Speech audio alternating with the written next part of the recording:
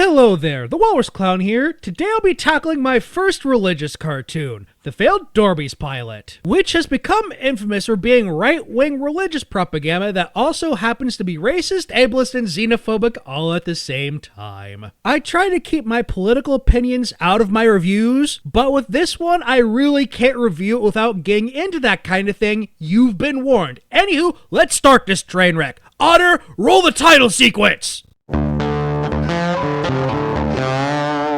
Well, let's get the technicals out of the way. Dorbees Making Decisions is a 1998 Christian direct-to-video film created by the Gaithers Vocal Band, and was released on VHS and DVD on September 8th, 1998, and has gotten meme status to the point where you can make a drinking game out of the bad animation and voice acting. Whenever something breaks, take a shot. After we get a small text opening that only lasts about 50 seconds but somehow feels like 20 years, we get the theme song. It is just the most beautiful train wreck you will ever see. With the shite animation and horrible lyrics, it's just the bee's knees. And because it's a failed TV pilot, I can show it to you without worrying about the copyright demon. Enjoy, everyone! Dorbees, everywhere I look I see Dorbees, rolling to and fro I see Dorbees, why don't they go away? Hey, Dorbees, rolling down the halls I see Dorbees, tiny little balls I see Dorbees, why don't they go away? We really need it. Why don't they go away?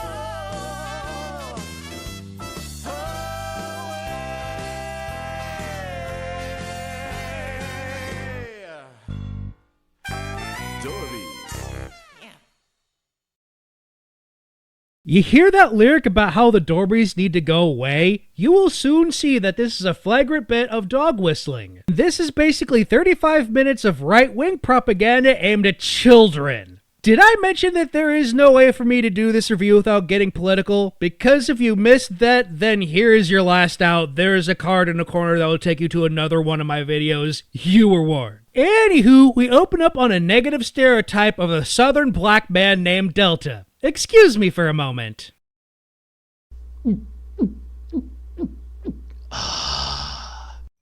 And after he rambles on for way too long about making the right decision, we are introduced to his friend Fleck, who is an ableist stereotype of people who suffer from mental illnesses. Pardon me for a moment.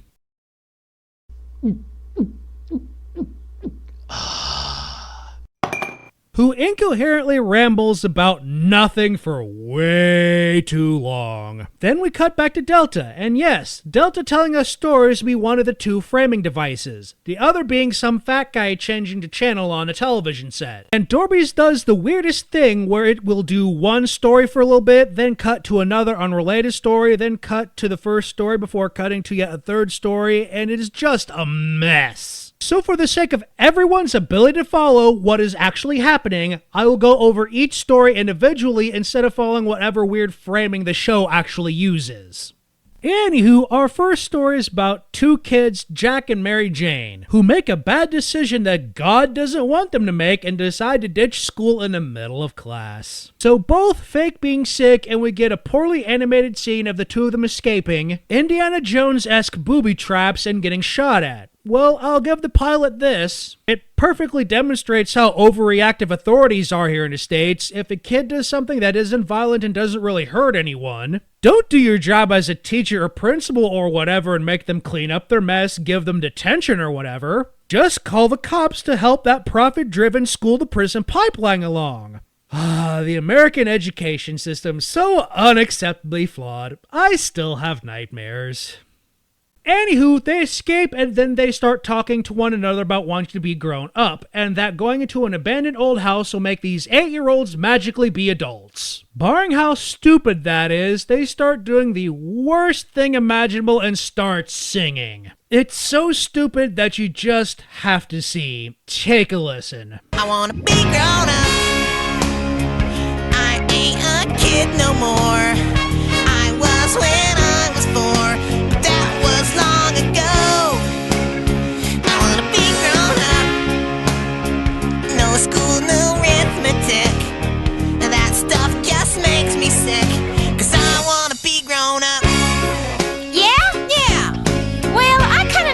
mean. They do?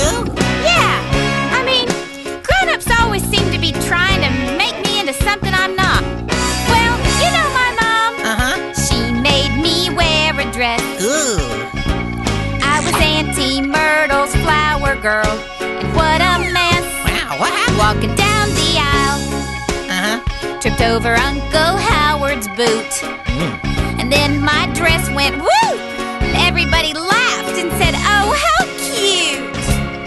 Remember, yes, ma'am, and thank you, please, and curtsy on your way out. What I need is a little freedom to see what life's about. I want to be grown up. Let's deconstruct this. Jack is just a stupid kid who isn't thinking anything through. But the thing Mary Jane complains about are legitimate things. Her parents are trying to force her to be more traditionally feminine and submissive. They're trying to say feminists who want to be equal to men and make their own decisions about who they are immature and stupid and should be barefoot and pregnant all day. But can't say that directly because no one in their right mind would think that. So they have to dog whistle and try to get the kids watching to draw that parallel in their minds without actually saying it so they can say, we didn't say that, even though that's clearly what they're doing. And the fact that this backwards, regressive propaganda is aimed at kids is especially disgusting. Anywho, they go into the house, random fever dream nonsense involving both Elvis and the Mafia happen, the floorboards under Jack fall apart and Mary Jane has to go get help. Then we get a news segment about it that I'm pretty sure is trying to take a stab at Walter Cronkite of all people. Like kids back in the 90s knew who that was, and that's the story. Pardon me for a moment.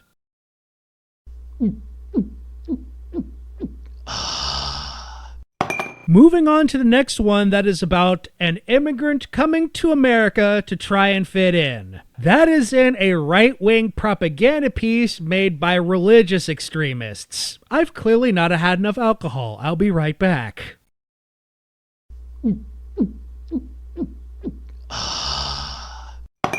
Anywho, this Swedish guy comes off a boat at America's shores and he says this.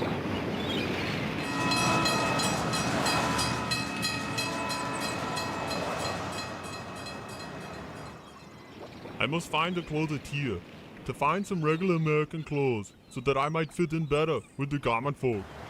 You hear the words they put in the script? Not, hey, I just crossed the ocean to start a new life here in America or anything like that. They intentionally have him say something that sounds like he's doing something shady and evil because Republicans will do anything to make you afraid of foreigners and immigrants. That whole we are not against legal immigrants, just illegal ones is bullshit. What they want to do is let themselves in and then burn the bridge. Anywho, he goes to a shop called Diggs Duds that is being run by yet another negative black stereotype named, unsurprisingly, Dig. And whoever owns the musical score to the Shaft TV series needs to sue something. You'll see what I mean in a moment.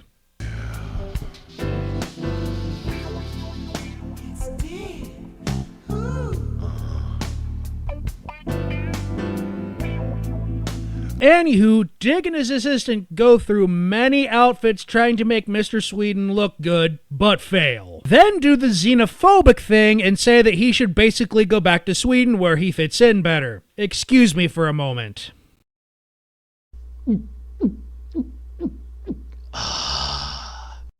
now for the only segment that has any entertainment value whatsoever, the superhero, Mr. Poe, and his assistant, Yogel. Steady nerves, Walrus, you're almost done.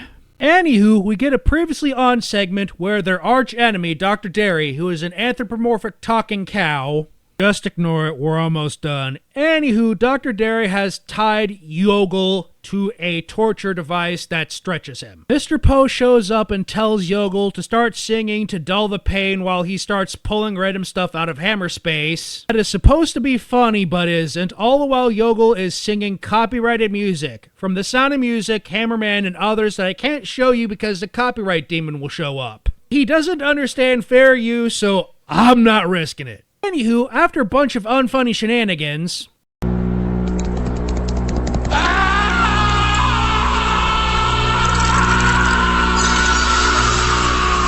Mr. Poe comes to 3 buttons, a world peace button, an end world hunger button, and a free Yogel button. Instead of doing the right thing and pushing all 3 buttons, he only saves Yogel. I think this might be a political statement or something, but I'm not touching it. Anywho, they beat Dr. Dairy by tipping him over. Because of cow tipping, which is something that doesn't actually happen. Like horses, cows sleep by lying down, and as a result can't be tipped over. True, Adam from Adam Ruins Everything said so in a rapid-fire segment over on College Humor's YouTube channel. Anywho, the day is saved, the stupid ball thing is over, the review is over, the top 12 film noir episodes list is up next. Don't forget to like, comment, subscribe, turn on notifications, and set it to tell you about every upload. I'm tired, I have a headache, and I'm going to take a nap, and don't forget to stay fresh, cheese bags. Woo!